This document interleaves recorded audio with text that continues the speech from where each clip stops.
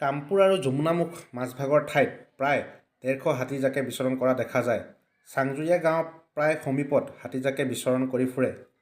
কিন্তু এতিয়ালৈকে কাৰো খা-সম্পত্তি ক্ষতি কৰা দেখা নাই। খাদ্যৰ অভাৱত হাতীজাকে ধাননি পথাৰত তহিলং কৰা দেখা যায়। ওচৰৰ বাসিন্দা লোকসকলৰ এটা অনুৰোধ জনাওঁ যে ফটকা জুই আদি ব্যৱহাৰ কৰি তেওঁলোকৰ পৰিৱেশ বিনষ্ট কৰি নিদিয়ে যাতে। হাতীজাকে ভয়ত তেতিয়া মানুহৰ ক্ষতি কৰাৰ চেষ্টা কৰিব।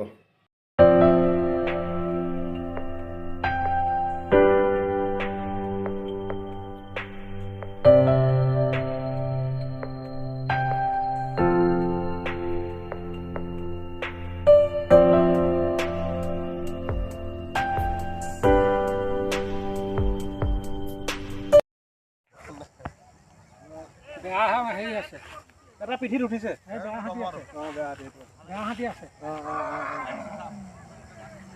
এইটো অলপ মানে হেৰি কৰিব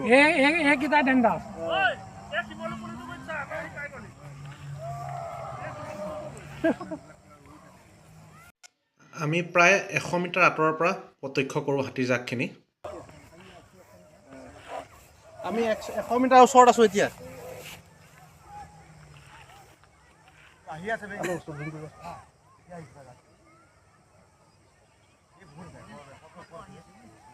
বহুত আছে 100 ওপৰত আছে নেকি মোৰখন দে মানুহে কৈছে এখন নহ'ব বোলে 100 ওপৰত আছে।